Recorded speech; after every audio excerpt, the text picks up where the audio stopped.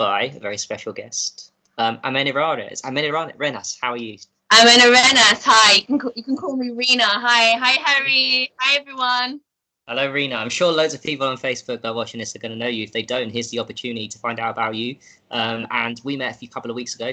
And finally, after 2 years of saying I meet up with you, I did, and we had a good time. So now I've got you here too. And I know you've got a fascinating story and so much to share with people, Rena. So I'm moving up a can of worms here with this one. So let's start at the beginning. How did you get into the health community, the physical, emotional, spiritual health community, and how did it all start for you? Okay, well, Harry, I've always been an advocate, first of all, for anyone, whether it's person or animal or any being that is being oppressed. I mean, I guess like in my life, I felt very separate and isolated for a lot of my life. Not for any maybe physical reason. I had friends, but maybe I just didn't feel that I kind of could like click fully on a heart level of like myself, that the vision that I had of myself. And for that reason, I was very isolated, and I had this heavy depression from very young because of this, which incidentally started all my writing. But that at a certain point in my life, maybe somewhere in my 20s, and I started to get more confident, and I started to know how to defend myself and to defend my feelings, at which point I began getting more involved with like organizations and things where you could help other people. I guess kind of like it started really my journey into because before I had my spiritual awakening, which I'll go on to, I was involved like in the community, and I was working for a mental health organization, and I was doing I'm a person that you throw any training at me, I'm like, give it to me, I'll do it. So I was doing lots of training, I was working very closely with people, and I guess my heart is very open, and a lot of people was open with me about their experiences, and through that, I learned a lot, and so that was a great experience. But somewhere in that journey, I fell into another really big depression. It was an abuse that I was suffering at the time in my life, and it just ripped me away from my whole world, and I had to leave everything. I had to leave my job, I had to leave my friends. Like, I didn't really have too much family around me. Like I was completely alone in the world, really, apart from my sister. I mean, at the time, even her and I wasn't, so close either. And I was basically going through a breakdown. And part of that breakdown wasn't just feeling sad.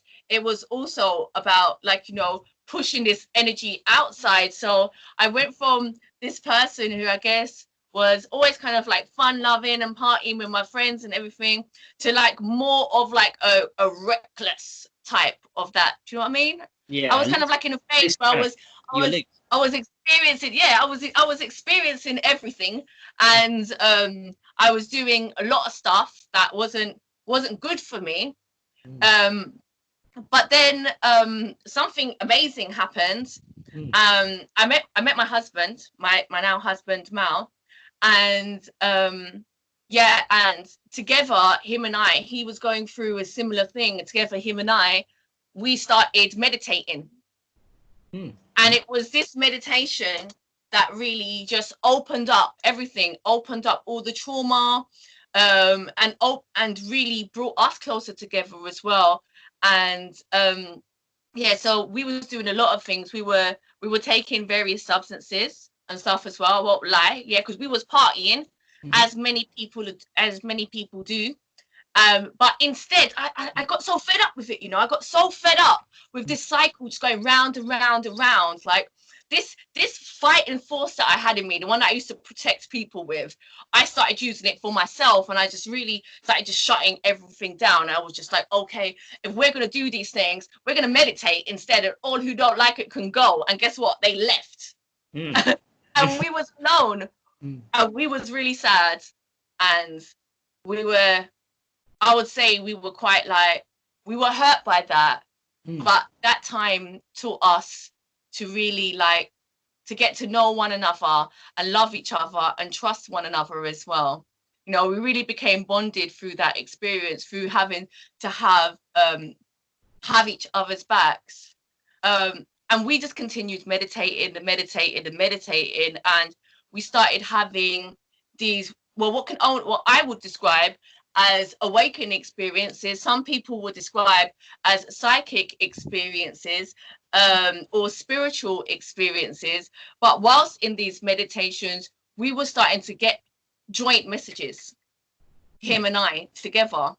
And Do you mean reading minds kind of thing, psychic kind of? it was like him and I was bonded, and it was like him and I, oh, how can I explain it? It was like him and I was almost like one mind, and this message was just coming into both of us. And I couldn't say whether we was hearing it the same, because obviously I'm not in his head, but the what we took from it was the same, which is how I know what we was both experiencing was real. Yeah, because I for a long time I didn't even really discuss it with him like that. I did, but I felt like, you know, I was hearing this like inner voice speaking to me and saying, it's okay, baby, it's all right, I'm here for you. You know, I'm crying, and I'm meditating, and I'm really high as well, and I'm meditating. I'm just like in this really, really like really fired up state. And I was hearing, you know, you're going to be okay, and I'm here with you now, and I'm going to help you, and everything's fine. And I didn't know what it was, but I knew it was me, some form. I knew it was some form of guidance, angel, protector. And part of me thought it was maybe my grandmother, who I thought of as my guardian angel. So I didn't even really mention to him exactly what it was. I just kind of went to him like, did you hear that? And he was like, yeah. And then we was almost like too scared to discuss it. But it was like later on down the line, he started divulging things to me about, you know, like, yeah, of course I know this, and of course I know. And I'm like, okay, cool. And the only way you know this because like you was there, and it's all a test, isn't it? But yeah, but I digress. You know, from there, we just happen to, you know, receive this light that just showed us that the studying that we was doing, because we was also studying at the time a lot, and that was a massive part of it, that him and I were not just like chilling out and getting high and partying and stuff. We were like doing those things, but we were studying. We was going online, getting up videos. We was learning about histories, or rather say her stories. We was learning about the earth. We was learning about spirituality and ourselves and the chakras and the heart and all of these very important things. We were being like guided to very specific pieces of knowledge through everything, through just listening as well, and in daily life just listening to the universe, listening to the sounds and the lights that were triggering. It's like somehow you would think something and the light would trigger, and you would just know that that was a sign to keep looking in that direction. So we were following these things, and with time after time after time, we was getting to show that these things were real, because every time we approached one of those signs, something was there, and it was feeding back to us, and it became a part of our journey that then went on to become something greater. And then when we kind of like, we went through a period of trauma, evictions, moving house to house, homelessness, battles with each other as well, you know, and learning one another, learning how to trust one another, learning to trust ourselves, learning how to see each other as each other.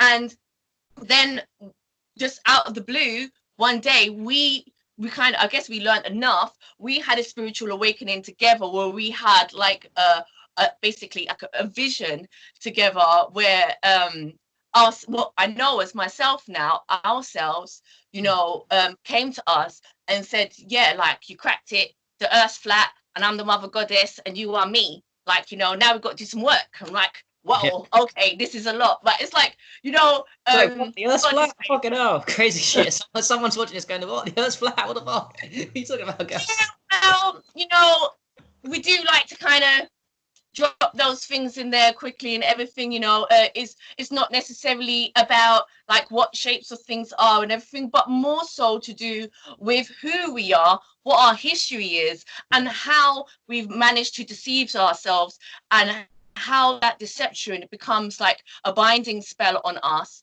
to stop us from seeing other things. So, you know, I know some people might say, like, you know, like, what's the point in it and stuff. Well, that's the point. It's like it's been lied to, isn't it? Like you just said earlier, it's the deceptions and lies, isn't there? Pardon? It's a deceptions and lies all over the place. It's about deception and lie, really, isn't it? At its core.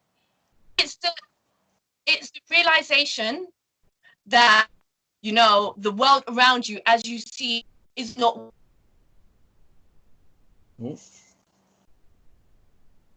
Sorry. Hello? A second. Yeah. Mm-hmm. Still recording. Let me just check it's still recording. Let me just check. Yeah, it is. Yeah, cool. Mm-hmm. Carry on. It's the realization that the world around you as you see it is not what it is. Yeah. And it's the acceptance of that fact that allows your eyes to be open to see what really is there. Because I say it like, it's like, you know, when they say that red pill, blue pill thing, what it really means is that your mind, once your mind has adopted an idea, for it to have a new idea, you have to get rid of their old idea. You can't say, I'm learning this and then that's that, because that old idea is implanted into your mind and it becomes the foundation. And if those two ideas, they don't sync together, then the one that is implanted is the one that is winning. So you can say, oh yeah, I'm learning about, and a lot of people do say, oh, I'm learning, but you know, I'm not really sure and everything. Well, I say this, I say, do you trust your government? I'll say, do you trust your GP or do you trust your doctor? Do you trust what was told to you in school?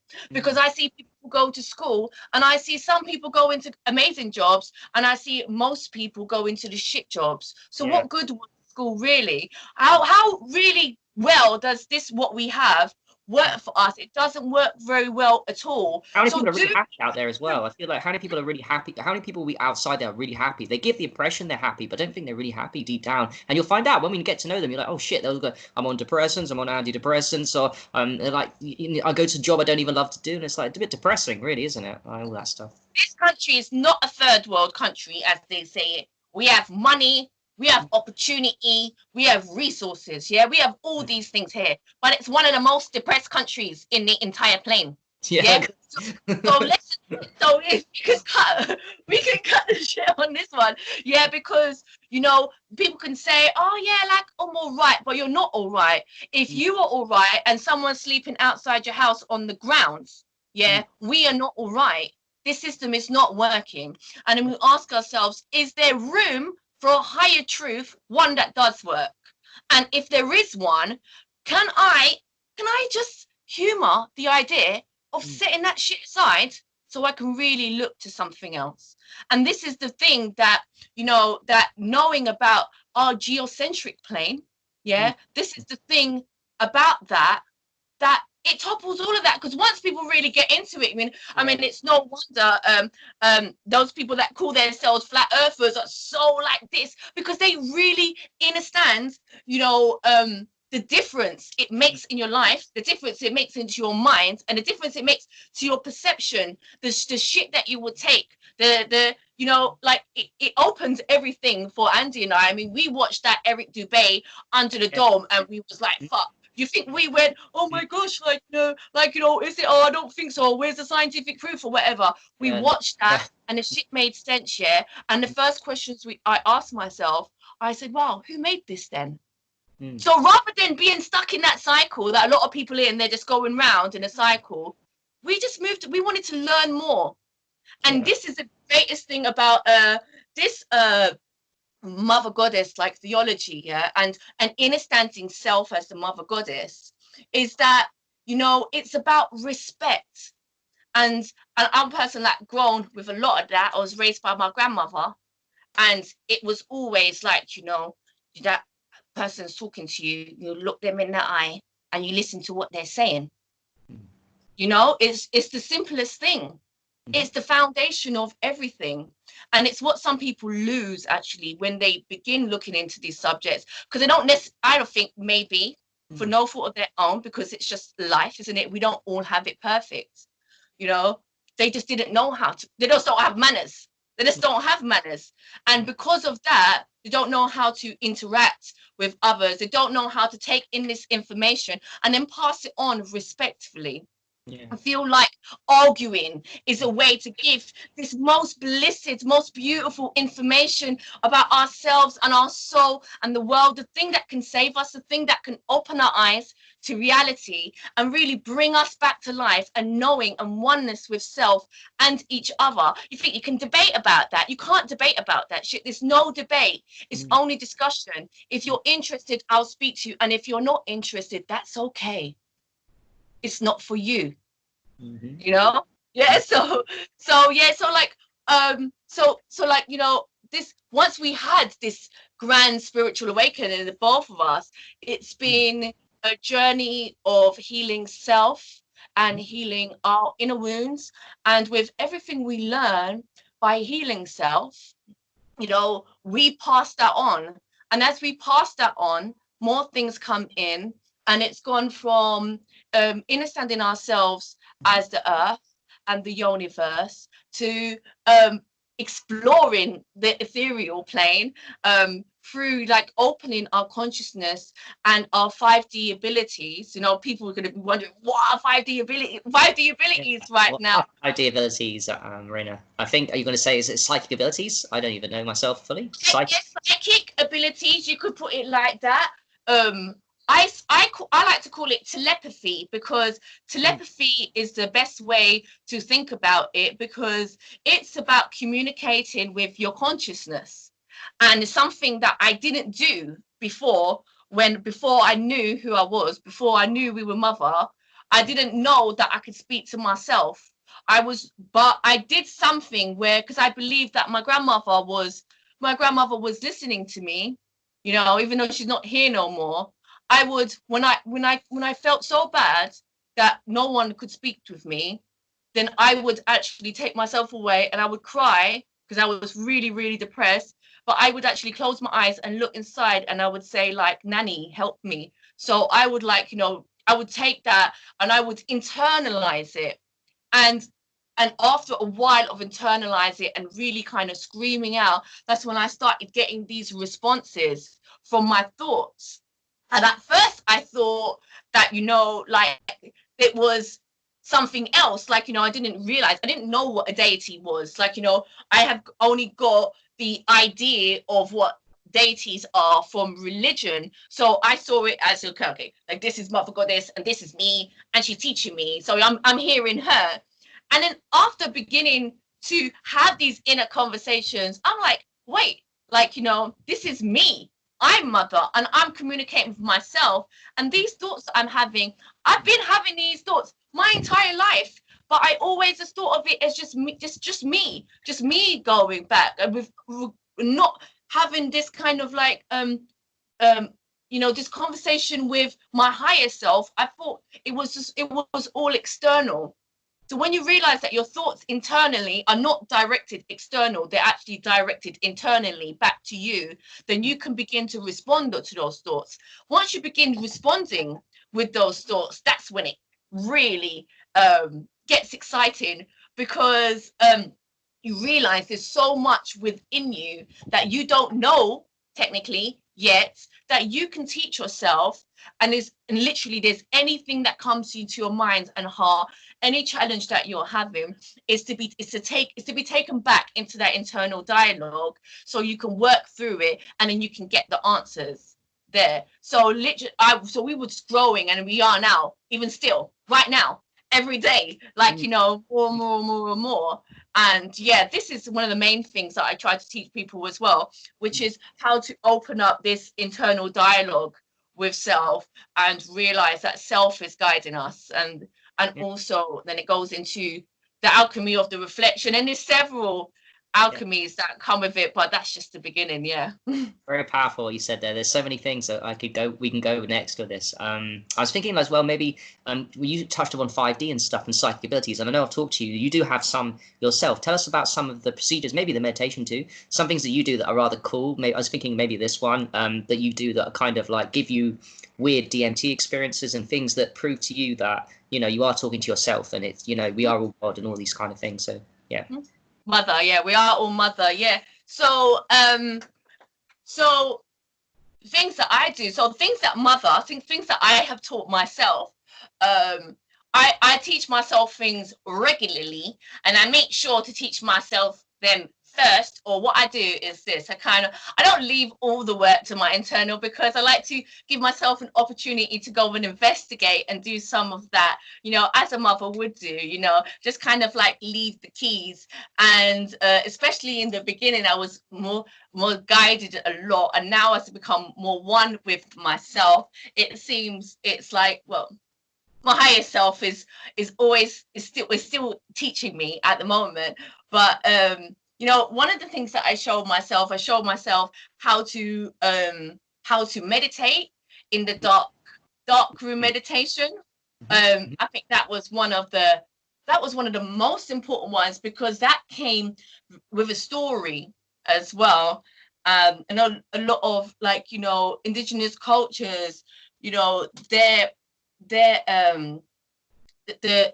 ways and the things that they do, their rituals, are often surrounded by some of the ancient stories, i.e. like the creation stories.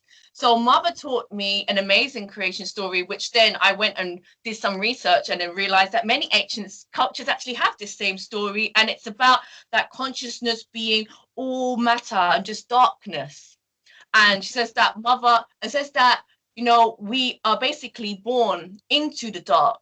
So in the darkness, and when we are in the darkness, whether it be our trauma or whether it be the physical dark, that is actually where we can create in the best ways. We can, and there were many reasons for this. I found that I would be very, very upset, or rather, I would create a journey for myself where I was basically like be suffering in trauma in that time. I'm having an argument with my husband, or some bills coming in that I'm too anxious to like look at or something, or I'm having an anxiety attack or something, and then she would be like, yeah, we're ready, baby. See that room there? Go into the room. Well, nicer than that, yeah, but now it's more like that, yeah. And then I would kind of like drag myself to it was the bathroom, actually. It was the toilet. So I'm going to be completely real with you guys now, yeah. So one thing Mother showed me, yeah, is that the things that we go to, that's why I love you so much, Harry. All right. Because, yeah, I completely relate with what you're doing. It is a ritual to break fear and bring freedom. Yeah. One thing we all need, yeah, and with that comes one of the highest orders of healing. So it's something that I'm trying to achieve too. I'm trying to get through that, but I realize Mother, she shows me that the things that we go to, that is our ego, and that's the thing that's blocking us from having the things that we want. Yeah. So she would take me to the toilet, and I would sit on the toilet, and I would basically be there meditating like this. Yeah. And then she would say, okay, now do this. And I would like, just go back a bit. What kind of meditation? How do people? Because there's so many different types of meditation. What kind of meditation are you doing? Just focusing on the breath, or visualizations, or? Whilst I'm going to there, first of all, there's different parts of the ritual. The first part is I'm afraid and I don't want to go. Right. Yeah. Face the fears factor. Face the fear. That's the first part. Then once I'm into the dark now, there is do the work. Even though it's hard, even though you're in pain, because this emotional pain. So she's showing me the strength now of the emotional pain, and that, we giving ourselves a great mercy by not giving ourselves the physical pain, but we can give ourselves the emotional pain. We can use this emotional pain to overcome that, and it's really powerful. So that's the second part of the ritual. The third part is kind of getting over yourself, because even though you're in the dark, even though no one can see, you feel really silly, like screwing up your face, like, So Yeah, so I'm doing this. I'm like doing this, like, look here. So I got like one eye closed. So she shows me like one eye closed, and I'm gonna go, like that. And I do this thing, like, if you see, I do like that. So Cool. like that, yeah. And it's like, as I'm doing that, because remember my senses are already fired off through the first couple of things, yeah. Through being like, you know, all that emotion, pain, and going through fear and stuff. And now I'm doing this, and then she taught me a mantra. Well, I taught me a mantra. I gave me a mantra for self, and in that mantra, basically, I am going through the divine names of the mother. And, you know, these are all the names that all religion and society has made us scared of. And then through going through these names and realizing that, wow, like all of these things have deep ancient like significance and teachings to give us that been hidden by this fear. As I'm going through that mantra, one by one, those goddesses are unraveling themselves to me and teaching me a little bit about what's happening. So I'm doing several things at one time, which is totally a goddess thing as well. You know, obviously she's all, and she's got like many strings going on. So part of it is doing the several things at one time. And the other part is the breathing, which is the breathing was the thing that really helped us when we had our first spiritual awakening. So as I'm breathing in and out, but I'm doing in my mind telepathy, the mantra. So not out loud, inside. Yeah. And I'm doing it one by one. So I am the most high. And in between those words, as I'm breathing, in between the breath, I'm having thoughts. And as I'm having thoughts, I'm responding to those thoughts. And literally, I'm sitting there, I'm in the room, I'm in the bathroom, on the toilet, and I'm like this. And every time you're gonna love this one. Every time I come to a realization in my mind, and I've clocked it, and there's something in there that I know I'm done with and I can release, a shit comes out. Right. So it's like literally, it's part of, you know, showing how something as funny as taking a poo, can, like, you know, it can be a really important part of what you do. It's like, you know, it's like the urine, you know, it's something natural, it's in your body, and you can use it through ritual. And that poo became, like, you know, something for me that I can use in a ritual to release. So with my inner standing and, you know, acceptance and oneness with self and healing of self, all of that toxin gets released. I like and it. It's part of ritual. It's symbolic. Funny. So it's become a symbolic trigger as well as probably a real thing, like a symbolic trigger of like release. Sometimes it would smell. So it's like another barrier to get through. Like, I don't care about my stink.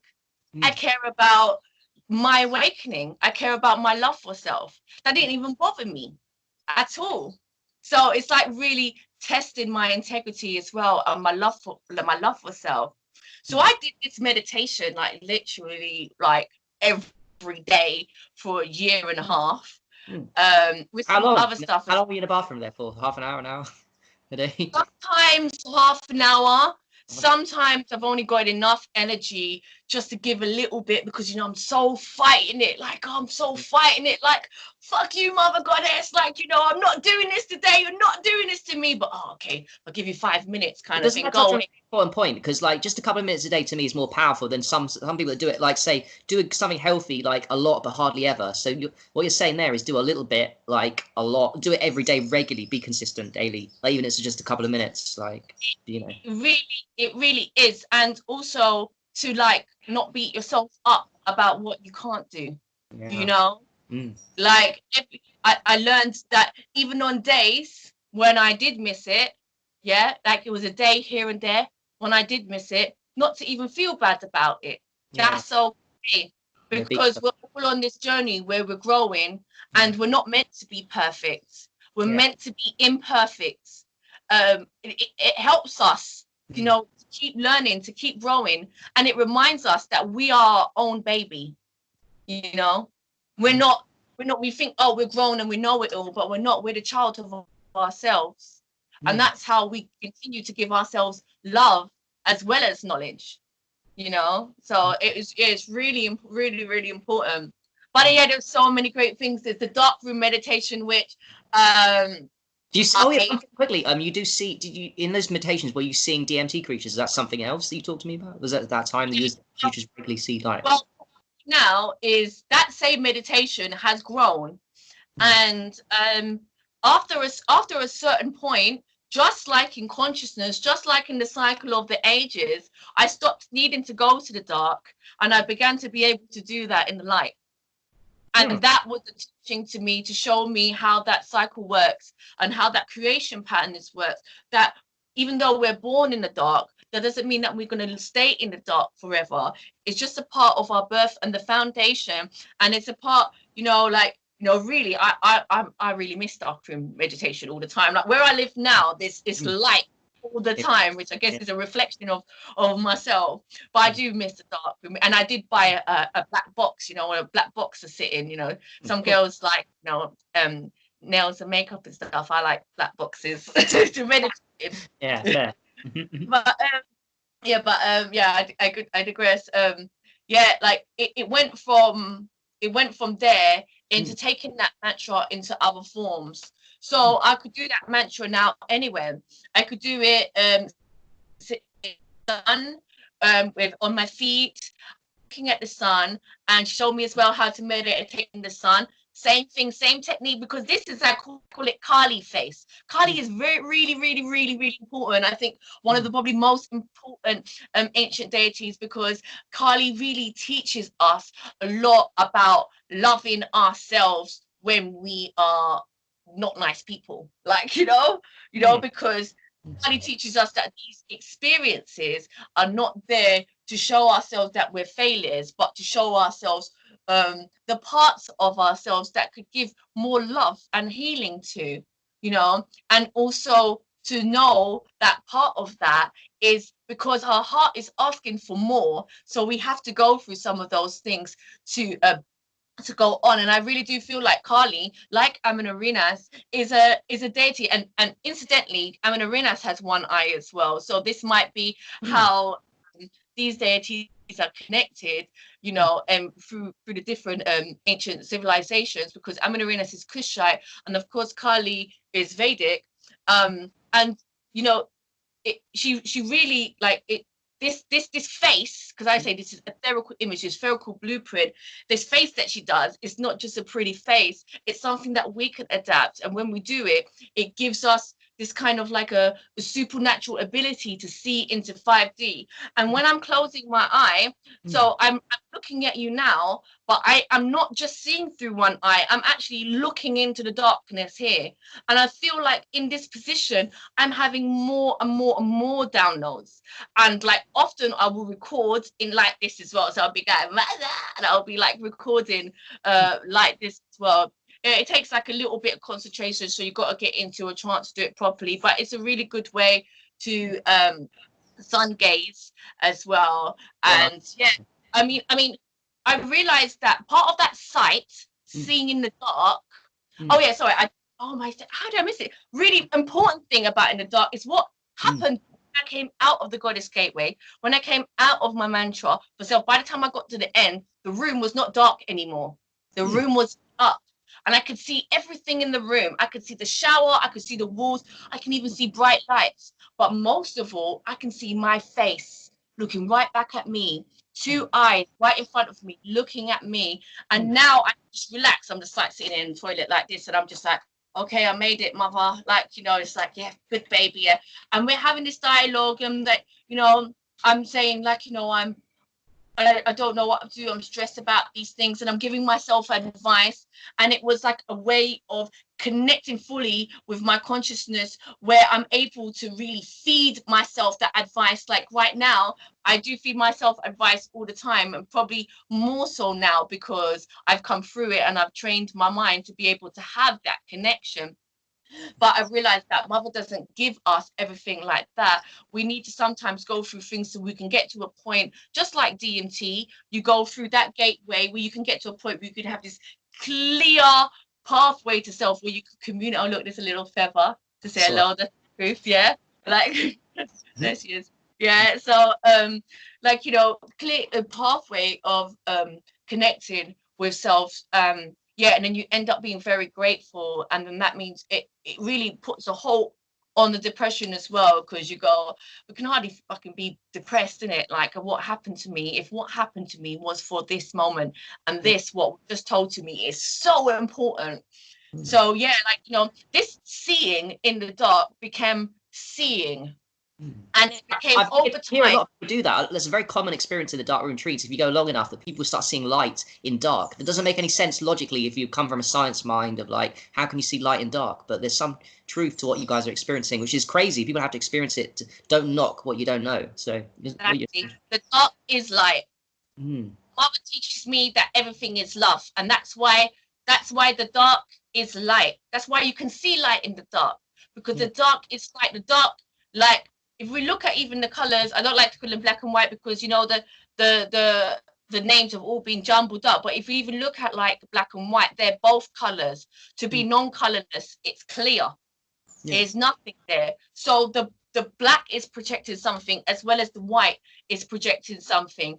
And so she teaches me that even our traumas, even our dark times, even the worst things that are happening to us are happening to us for good reasons. yeah, You know, whether it be for our personal selves and our personal journey, and what we need to do on that personal journey is for our experience to add back to that cosmic soup of our experience, the soul story, grand story that we're writing. You know, everything is love, so everything is light, you know, yeah, even. And then that's what that is. It's like you sit here long enough and you will see me, you will see who you really are. And yeah, then so, and then once you got yeah, that, once you got in mm, your mind, you mm, know, you begin to become like, you know, you can sometimes, you can close your eyes, you can get really tired. I close my eyes and I see like cartoons, like, you know, but one of my first ones, it was like mm, Felix the cat. You know, I remember everyone was doing DMT, and mother said to me, you're not going to do DMT because mm, you've been trying to get it by yourself. And I'm like, oh, okay, I have to sacrifice the DMT. Okay, I'm going to sacrifice it. And then that night, mm. I got really tired, and as I laid down, started meditating. Literally, Felix the cat was playing around, and it was all jumping up and down and everything. Oh, So it was mm, amazing. And some I do get that often now when I'm meditating. In particular, when I'm tired. When you're very tired, mm, as well, and that's a lot to do with karma, like how much you give, you know, so that you can be able to receive that, you know. But the more and more you do it, the more you'll be able to see. And mm. I do see things sometimes, even just with my eyes open. Yeah, that's the So level you want to get. DMT like stuff with the lies open, which I've had once or twice, but I need to do way. I would love to do way more. My ego's like, yeah, that's the power, like for real. yeah. Well, now you know, Harry, it's Mm. gonna happen, because that's all it is. It's just a seed, and that you know you can do it, and then your heart goes, "Oh yeah, we can do that. All right, let's go forward." And it's gonna set that whole path for you, line it up, and you're gonna walk it. I, I think it was you guys that told me, either you or your husband told me that it was the cartoons in TV. They come from DMT experiences. That makes sense. I didn't know that before. That's where it's not just creativity, but people DMT tripping naturally or unnaturally, and then just yeah, they copy that and put it in cartoons. Makes complete I sense. would imagine so, and I imagine that's probably what my first natural DMT experience of Felix the cat was all about.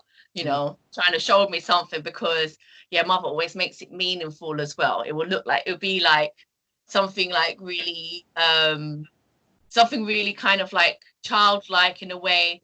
You know, I really treat myself with a lot of care and nurture, and, you know, sensitivity, bringing myself into these experiences gently and gradually, but still the message will be big and heavy, you know. So Yeah. it's, yeah, so yeah, I think that's the case. It probably was Mal.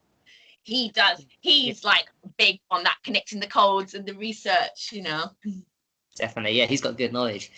You said something earlier. It reminds me when we were together. You talked about stories and how kind of like the universe has got us all going with our own different stories and lessons that we kind of need at particular moments in time for our own stories. So why do you believe that is so then? And are we all talk a little bit about self-reflections in terms of? I think you said that people, everyone in your life's there for you, kind of. Is that correct? What I'm saying? Everyone's there as part of your story to get you That makes any sense. Everyone is part of your story to get you to where you need to go. We're all interacting with each other and ourselves too. So when we're interacting with other people, we're interacting really with ourselves to push ourselves in our story. Is that kind of true? What you're saying? So I think I'm gonna start from a point of knowing. Yeah.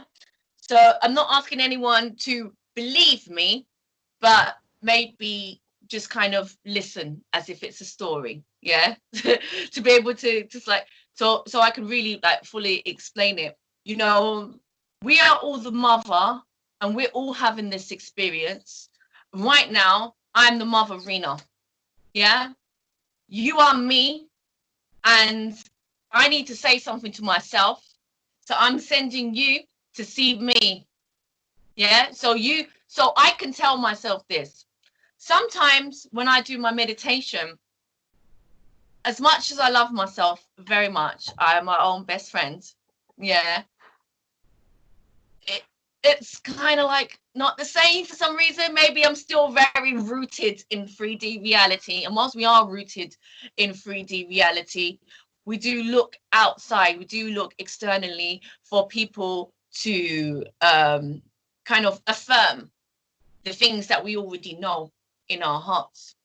So whatever I need on my journey, all the people that surround me, you know, they're basically me. Everyone is me, and I'm here manifesting the reality in the world and the ascension and everything. Yeah, that everything that I'm going through. So this is just my perception. Remember, of course, you are also a mother goddess. So I am you, and you need to know something, and you come to me so that you can hear that in your heart, so that you can know who you are, and you could probably like reaffirm that more as well. And then whoever's watching this now, you know, they're gonna look at that, and we've popped up to them and their mother goddess, yeah, and be a part of their story. And then the culmination of all of these stories together is like when we do the like synchronicism, narcissism, when we add all the stories together and we find the common thread.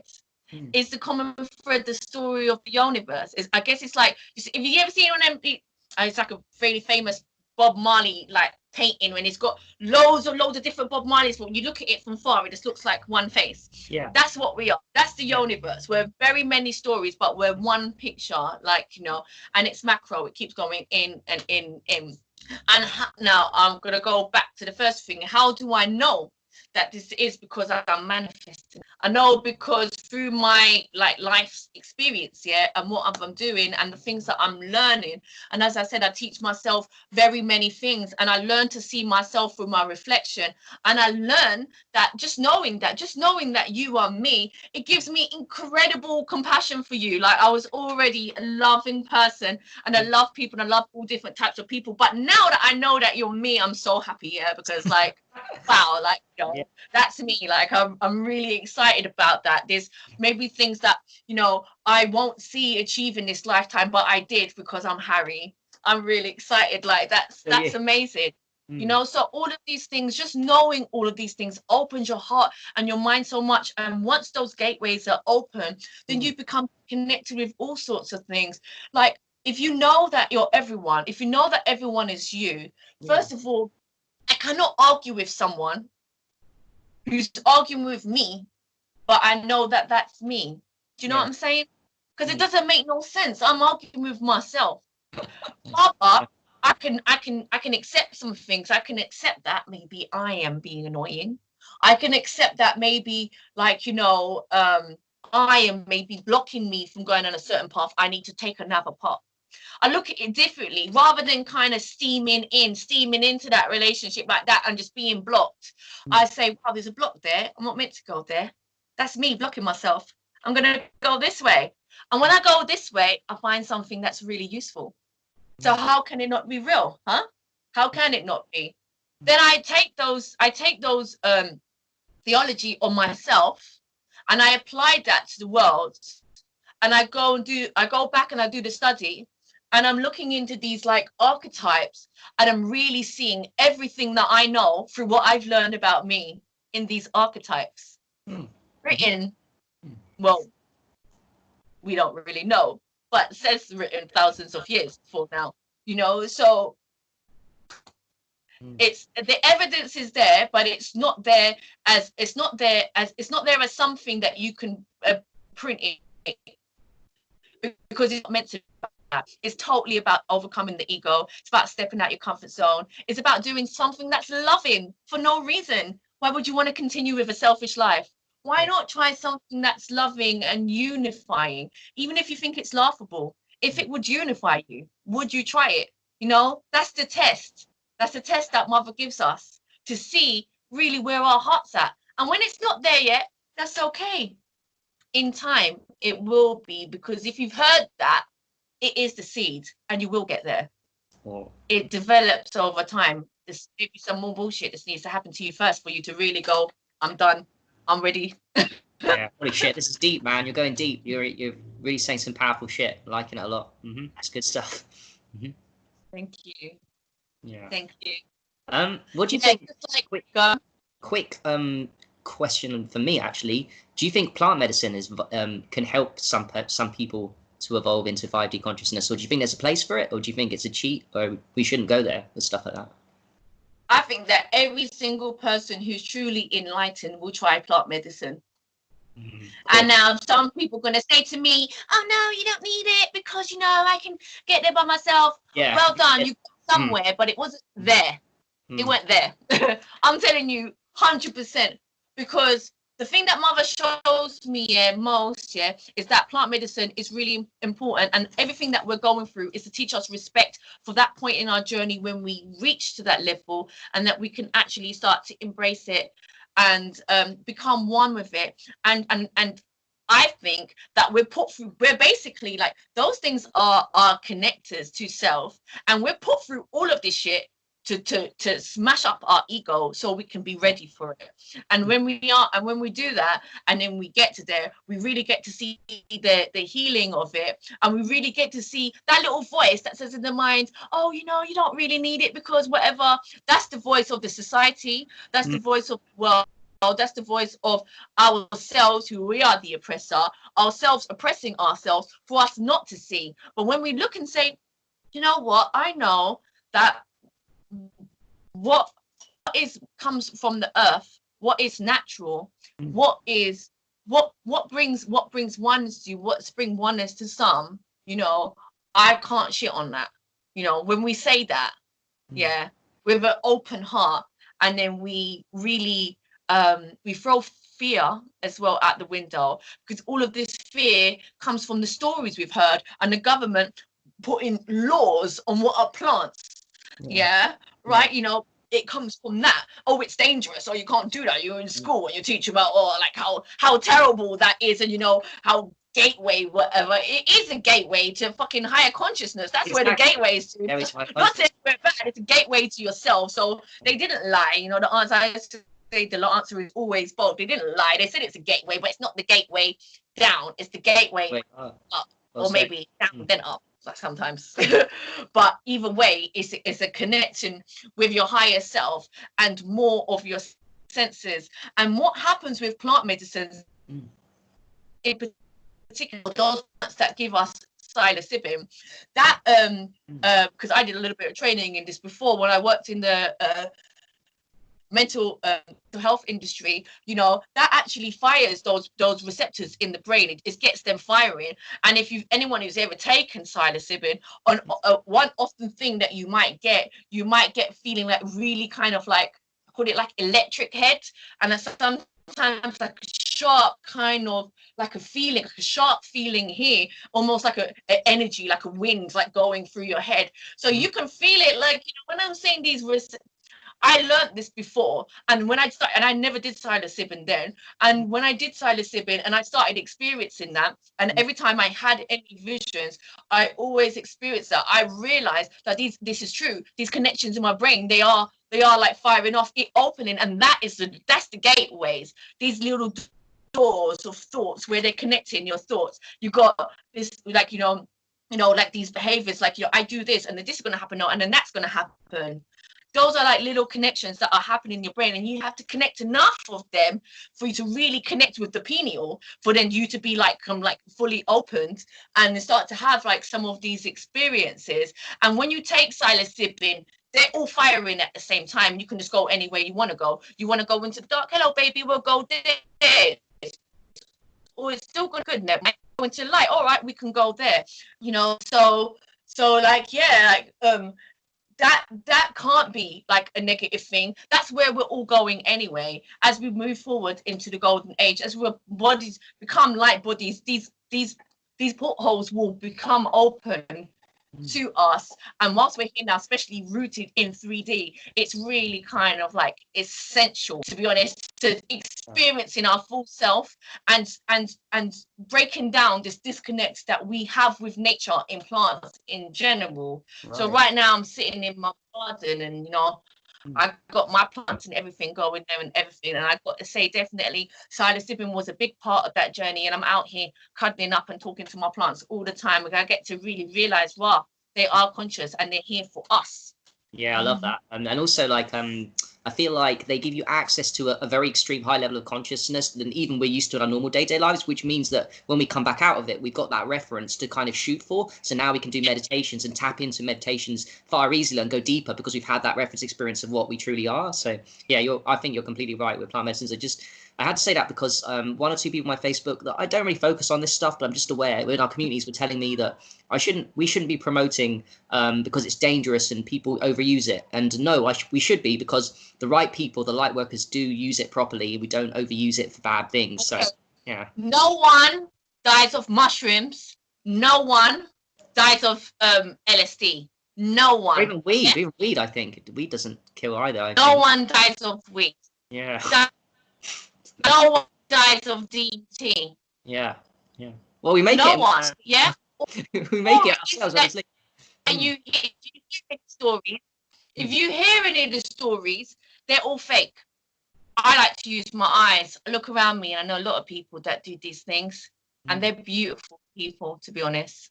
They're amazing people, and no matter what, even if we might have different experiences, because of course, remember, we're all on a different journey, and we're all showing each other, all showing ourselves what we need to get to the next steps. So yeah. When we're telling ourselves, we're giving ourselves truths, we give ourselves what we need to be able to get the next step. So we're not all on the same page, but all my brothers and sisters who do psilocybin, when you see they look in your eyes and they're like, they can't wait to just hug you. Because if you've ever done something like LSD or mushrooms, the first thing you realize is that, fuck, everything is me. Everything is me. You see your face in everything. You're looking at someone in like I'm looking at you, and you know, you got like, you know, kind of like your face is different shapes, but I'm looking at your face. It's like those little shapes, they're all me. Like, it's like you're a giant me, but you look like you, but you look like me. I can feel it. Everything is me. And then you start to see the patterns. You look at the trees, and this tree's got a face in it and it's smiling. You look at the wall, and the wall's got a face in it and smiling. And then when the trip is over and it's not necessarily so vivid like that anymore, you can still look at the tree and you can still see the face smiling. You can still look at the wall and you see the pattern there smiling. And Mother shows us that literally in everything, all of this matter, which is us, this here, this is me as well, this wall, yeah, it's a part of the construct which I've created for myself, just like you, to be able to teach me something too. I'm not just listening to you and listening the words and everything, and that's amazing, yeah, because, you know, I've got that, you know, but that's highly rooted in 3D when I can look at the wall and speak with the wall, get a message from this piece of stone here, and I'm seeing it here, look. I've got two little black things here, and this thing is here, and I'm seeing her eyes, looks like it's tears coming from it. It's crying with happiness and joy to be able to pass you this message. If I could do that, that's fucking 5D. Yeah, it is. That's too sounds like it. Yeah, I can't do that shit. I can't do that. It's really good. And after you have many of these experiences, that's when you begin to remember. Often when you first have your first possibly a mushroom or LSD trip or DMT, like, you know, you're so overwhelmed with everything, you're just like, oh, but then after a few times you start to remember, okay, yeah, oh, this was, I've been there before, oh, this is that and this is that, and then you again, because it's now rooted in the memory, because those connections that was open, they don't, just like addiction, they don't just connect the first time you do it, you have to do it again and again and again and again, and it becomes wired in your brain. And now when I look at everything, I can see faces everywhere. If I look at you and I stop looking at you and I realize I'm looking at me, my whole view just becomes one big face. You're just a little nose in the middle. Doing that right now. Can you do that right now? Right. I can go from kind of being rooted in 3D to being rooted in 5D, but I like to keep myself in 5D more. But sometimes, I don't know, sometimes I do like to be in 3D still. So I'm in a process. I'm with you. So wait, myself. When you go into 5D, you can look at somebody as you said. You can look at somebody as you, as reflection of you. So you can look at me and your friends, and they're talking. Is it? Do you have to be talking, or they're talking and you can do it? Do you have to? Well, I could. Most of the times, in fact, it's better when I'm not talking, and then I'm hearing my voice speak to me through everything. And what's said in my mind, and then something else gets done or said that's communicating back with my thoughts. So I'm really fucking deep in 5D. And a little bee's just come here to say hello for that fact. Thank you. And then she's gone again. And I guess when you're in that 5D zone, you're in a place where people can pick up your energies as quite compassionate, non-judgmental too. That's certainly what I feel when I'm talking to you in person. Yeah. I don't know, maybe. Well, that's good. That's good to know. That's good to know. I guess, yeah, I guess so. Like if I'm looking at you and I'm seeing myself, I'm giving you gratitude as well. And like, you know, and I'm seeing the many different like shapes and colors of myself, and I'm in awe as well. So like awe is a nice feeling. Yeah. And I guess you could be picking up on all of that. And yeah, I'm really happy that people would be. I never really thought of it like that, because sometimes it can just be kind of it's less about what you're feeling and it's more about the conversation. But then of course it does do good things for others as well, which is nice to know. You can kind of hand back and just kind of get to the internal work that you need to do, and the mother just takes care of everyone for you in the same time, because I do like to make people feel good. Yeah, and you definitely do that. You do a grand job, man. Wow. And it's good to know that other people can do it too. I mean, this is kind of the whole point for other people. It's like what you can do, I guess, anyone else can do too. We all have possibilities for 5D. So, yeah. So what's the last what you said? Like I was just saying, like for kind of like for the people watching as well, the hope is that we can all access this 5D. We all have it within us, the capabilities to access it, and it's going to be a journey, and everyone's at different stages. So you might be just woken up, you might be deep into this, you might be up for psychedelics, you might not be, hopefully you are, but yeah, everyone's at their different stages, and what you can do and what we're talking about from you is something that anyone else can replicate, and that's what we're here for ultimately. You know, like, do you feel like 5D is why we are here, what we are here in duality for, to like try and maximize ourselves to see the realities beyond the 3D, the 4Ds and 5Ds? We're here in duality to create things that we can't create in the golden age. It's just pretty simple like that. When we're in our full senses, there are things that we won't do. When I was, before I was fully awakened, as I was coming into my journey, there would be drugs and things that I would take that I couldn't take now. Even if mother said to me, go on, like, Rena, you can go on, do that, and you can get there again if you do that, you know. And I would say, but it's a chemical though. I don't mind the plant, but not the fake one, not the chemical. So your senses join you, and they're just things that you just won't do anymore. And this is why I always try to calm people about the future as well, and say, don't listen to the fucking government, because first of all, the government are us, just testing us, just like those people that come on your post and they say, oh, don't do that. It's just a test, to test us, you know. And you know, sorry, I went, the wind was talking to me there, and saying truth. Yeah. Cool. How cool is that? Yeah, like, Cool. just, Thanks for sharing that. so I just, yeah, so like it's just a test, to test us.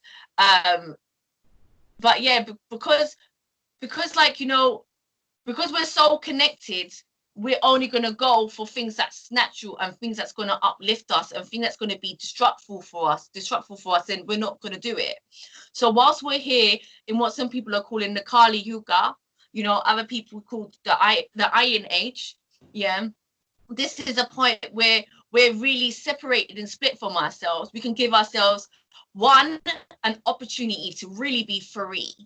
It sounds really crazy, but this is like true freedom in a way, because we are separated from ourselves in a way that we can make decisions that we are binded to not make when we are connected, because our most high self would not do something that is most low. So we have to become more slow to be able to do things, to add more to this, as I said, this cosmic suit, this story, and of course expand, because we're trying to expand. So we're trying to find different routes, different avenues, and as I said through the darkness is what helps us to grow. So what we're really doing in this period of time, and the cycle of time, is creating the foundation for the future, creating the alternative paths that we couldn't have taken. We would have just been going around in the same cycle had we not done something different.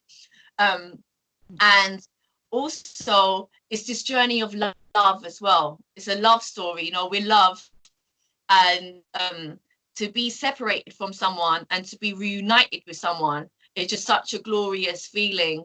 And I know that feeling for suffering from depression and suffering from loneliness. I'm really just having this feeling like in my heart since a little girl, and this princess programming. One day my prince will come and save me, prince, and you're charming. And I really believed in that, and I really believed he did come at the end though. He did come pretty early.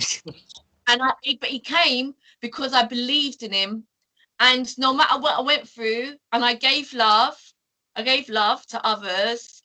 But I always, if I realized that wasn't that, then I would move on, and I would still love again. And I know some people, maybe they just think, oh, that's it, like like men are rubbish or women are rubbish, and forget that, or just find some with money or whatever. Do you know what I'm saying? Innit? They do lots of things that prove to themselves that they stop believing in love. I never stopped believing in love, and that's that thing, that's that little light that you get in the darkness, that helps to bring you through.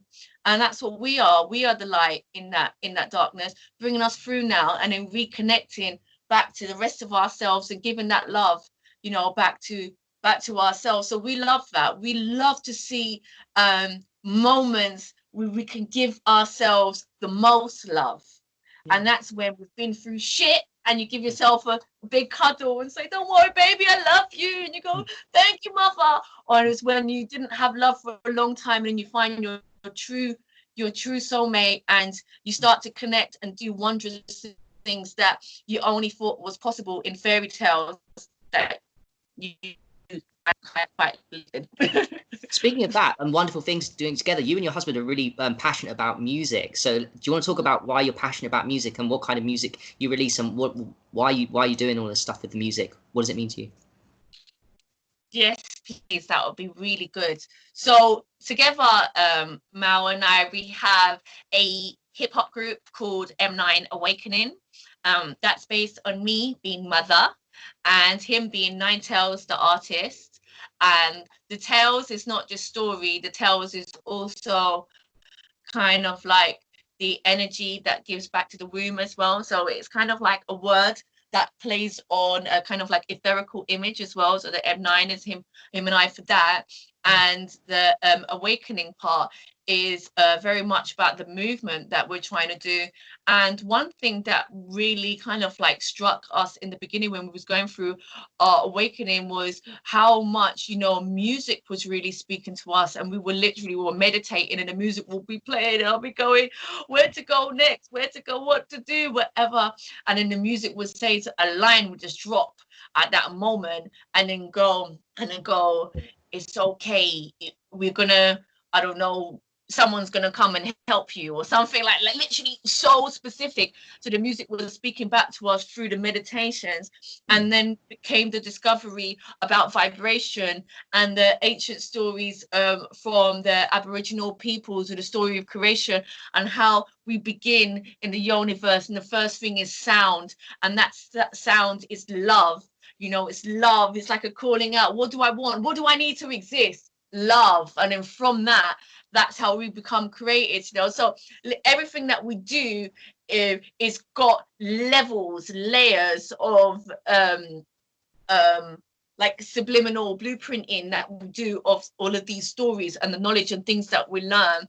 But we're really trying to create a movement as well, because we can see how our community that we come from, how we're really kind of like deeply entrenched in like commercialism and some things that are really disrespectful to ourselves, and really the great, and through that the great need for us to be able to create music that people can dance to, that people can vibes with, that they can feel themselves with, alive. You don't have to leave, you know. For me to find, when I first went on this journey, for me to find people that I could connect with, I had to literally go out into the fields with, like, you know, and people were like playing drums and stuff like that. And that's also great, yeah.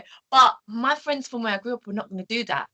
Do you know what I mean? So really, I wanted to hear not just music for myself, but I wanted to create something so powerful that, you know, that people would say, I can still listen to music and learn something at the same time.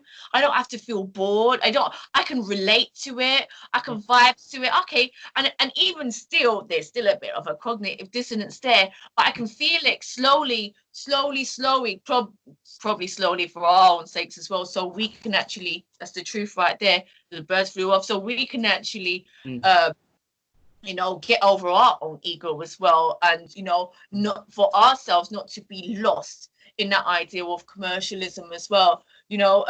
Like, yeah, slowly people are starting to come round to it, and yeah, you was here, and we're all vibes in, and we're meeting others who are on the journey as well, man. So it's like amazing. And as we, through all the meditations that we do, and through the experiences that we have, and the people that we help, and the things that we learn, and the downloads that we each have in, and sometimes the experiences that we're having together, because we do writing sessions together, my husband and I, and be writing together, and it's like he'll be writing something, I'll be writing something, and then miraculously they'll just be on the same topic, like, you know, and they'll work together, and then we'll just create a song. So we're just like downloading a lot of these messages from our heart and then putting them into the music. Yeah, and it's really powerful. And yeah, it's uplifting for us as well. And for a long time, you know, during the beginning, the writing process, like literally, like all we was listening to was our own music, because it was just so freeing to be able to hear music about stuff, in particularly stuff like about, you know, like the earth and stuff, because of course we talk about the geocentricity in there, we talk about the mother goddess, we talk about occultism, because of course I'm a witch as well. I'm doing rituals, so you probably all work that out, that I'm a witch, yeah. But also I work with occult names. I work with occult names like Satan and Lucifer, you know, and also Kali and Sophia, you know, and Baphomet, of course. Baphomet, she's the creatress as well. So and through that, being able to teach about all of these sacred deities as well, and having ourselves, you know, be this. It's like, yeah, it's just so rewarding to be able to do this. It's literally a dream come true. And when I was a little girl, all I wanted to do was sing, and everyone told me that I couldn't sing. Jake told you couldn't sing. Wow, I've heard you sing, and I think I got your album, which you gave me for free, very kind, and I've loved listening to the album, of course, but listening to you in person, wow, it blew my mind away. I mean, yes, I was high, but even if I wasn't high, I knew it would have been amazing. It was such a powerful, passionate, really. Someone said you can't sing, it's ridiculous, but there we go. They told me I couldn't sing just because I didn't sound like Mariah Carey or someone like that. Do you know what I'm saying? And I sounded like me. So this experience that I come to really helped me to fall in love with myself and fall in love with that rebel of me that, you know, when there was people around me, like, you know, I was working in organizing, working with people with mental health conditions. I was working with people who were long-term entrenched homeless for years and years and years. And we would go out together, and then people would be like turning their nose up at them. I looked them in their face and said, those people are stupid. Don't worry about them. See me, I love you. I think you're amazing. You don't have to worry about them. So really, that thing where I'm helping people to feel empowered, I realized that, you know, that this energy is what I was always kind of seeking for myself as well. Don't listen to them about what they're saying about your voice, Marina. You got something special that's only you. And if I tell you what, there's no one who can be better at being you than you. You know, so and through that, and through the music, and through this very unique way in which how we craft the music, you know, this is also one of the greatest lessons what we're teaching people as well. Do not be afraid to be yourself. Whatever yourself is, I don't care if yourself really is about that life you want to talk about it, but I want to hear the realness about that. I want to hear what's really going on. You know, you want to make music about you. If all that ever happens to you, you get stressed in the office, then I want to hear about that. I want to hear some fake stories. I want to hear about, you know, like, you know, the maybe the inequalities and how they treat people, but also the loving relationships that you've built with others. These are the real things. These are the truth that people can connect with. So, you know, we're really trying to create this movement to connect truth with music, because we're disconnected from that. And as I said, that vibration, that is music, that is sound, is the very first thing and is ultimately a symbol for truth. So when we connect truth with music, it's one of the grandest alchemies. Oh, I love that. Yeah, music is a great way to get to the youth and to any person, like, and it's a powerful way. So if you're teaching them lessons and in that, and doing what you love as well, and you're so passionate about it, because I've seen you go into a different, like a trance-like kind of like deep meditation state, I'd say, like when you're doing it. So it's so powerful for you, but also it's so powerful to listen to. So it's a win-win for everyone when people like creating music. How do people find your music? Do you have albums that people can buy on Amazon? Or I know you've got YouTube, so tell them about that. Well, yeah, so I did release the first album, the one that you got, that is the Mother album, and that's called From Darkness into the Light, and that is like everywhere as well. Spotify, Mother with a 3, MOTH3R, and that is because, you know, we like to do symbols and codes. That is everywhere. That's Spotify, that's Tidal. But you can also, if you're a hippie like me and you use a lot of Bandcamp, I'm also on Bandcamp as well. So you can find me on there, From Darkness into Light, Mother. We are working now on a new album, which, you know, since that, my husband and I, you know, we became unified, and he was the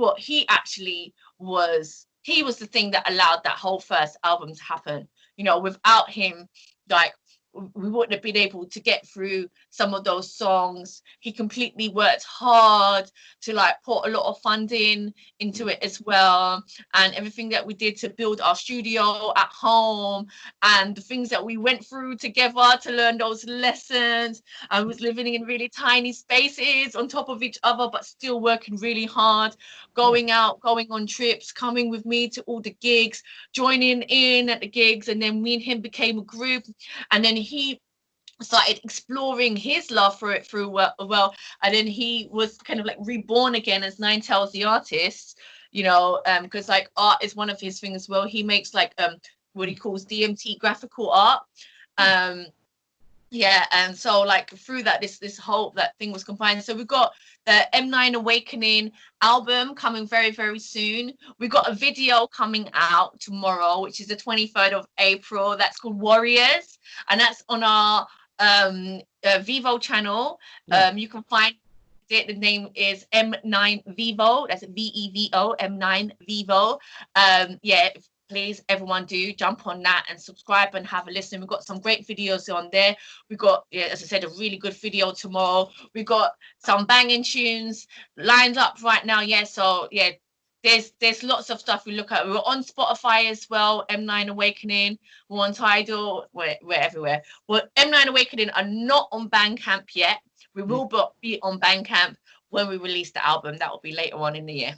It sounds awesome. I can't wait to promote. I'll put this out tomorrow, so you can have the links and yeah, be out for your thing tomorrow. So yeah, another thing as well, which is you've got all these albums out and you're creating so much. Do you do lives?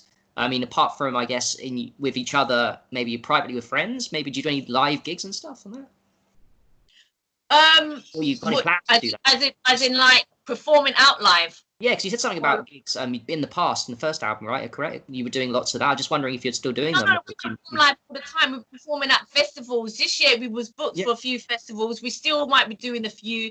We're probably going to be at Shambhala if that still goes ahead. There was a couple more we're hoping to get into. Was hoping to get into Landed and potentially Boomtown again.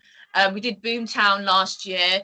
We did Sunrise Festival as well. We did Small World Festival. So yeah, a lot of festivals. Also performing gigs all over London. We are we're also part of a raptivist collective called Break the Code, and you can find us there on Facebook as well, Break the Code, and where we've got some other like really great artists as well doing their thing on there. So yeah, we've got that. Yeah, I didn't know. So I'm learning too. So you're putting yourself. You're not just doing the album. You're doing loads of live gigs, festivals everywhere. Putting yourself out there a lot, getting the message out there, doing what you love, which is great. We are extremely busy, and the one thing about our shows, which I like, which is why I love performing, is that when we perform, we try to light the stage of fire, and I'm looking deep into people's eyes like this. And as I said, because I'm looking at them in 5D, I'm talking to myself, and it really becomes like an incredible experience. And people do often come up to us after the gig, and they're like, wow, that was like so powerful. Thank you. You know, because and often you see people there, they're like half dancing and they're half listening. They're dancing, they're going. But like you know, they're like, oh, what did she say? Like, you know, what did he say? Yeah, I feel like just listening to you when I was with you, it was like 5D. So just the music just took it to another level. But just listening to you is enough. And same with your husband. So just going. Yeah, you've got to come and see one of our shows, Harry. That's it. When we do like. Oh yeah, if anyone's watching, we're trying to get a London crew going, just where we can meet up somewhere in London, either your place or a neutral location. So if anyone's in London, message me and Amenirena, and we can organise a London meetup. And we want to make friends. We want to keep this movement going strong. So I'd like to do as well. Yeah, I'd like to do with us, Truthers. Yeah, I'd like to do like a little kind of like get together. Where we can come and we can show our skills as well, and maybe we can perform for you guys, and we can do some like vegan food, and of course we're vegans as well. Didn't mention that we're vegans? No, when you were talking about things you talked about in your music, I was thinking you got a whole song on. Yeah, you didn't say that. I was like, yeah, you know, yeah. You talk about the veganism, but obviously I talk about oneness, and you know, for me, like, you know, they're me, so I don't mention it as much anymore. I guess like now I'm more one, but yeah, like veganism is a big part of that as well. And like, you know, kind of campaigning for animal rights, but not protesting for animal rights, but teaching and showing the connections that we have with our brothers and sisters, the animals, to help people to create that heart connection, so that they can begin to experience their self fully as well. So it's not necessarily just about them, you know, not abusing animals, but it's about them getting the most out of their experience and realizing that the abuse of animals is what's disconnecting them from their self as well. So yeah, I'd like to have like a big day, like, you know, right by my house, you saw is a big patch of grass we could get. A big what they called those things, or something, gazebos or something. The gazebo.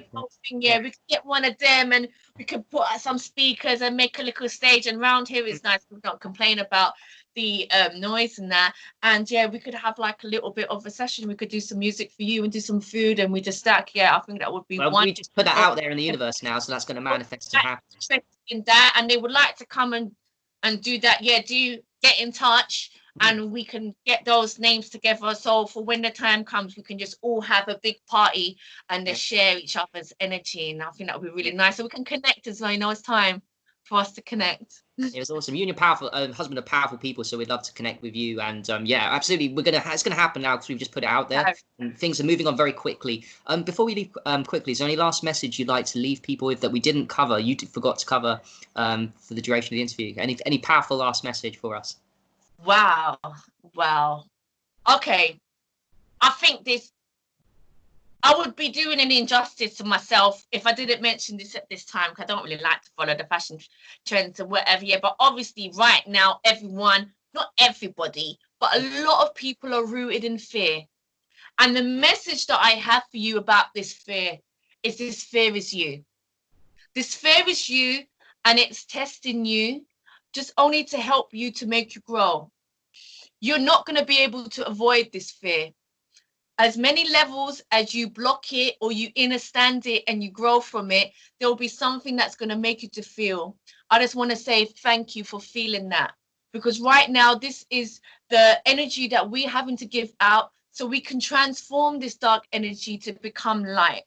So for anyone that's, you know, feeling scared at this time, I just want them to really to look into their hearts with gratitude for everything that they're going through, and just know that it's really, really, really helping us. Once we come to acceptance of this, and we can come to acceptance of ourselves as anything, we can honestly do anything. It is a superpower.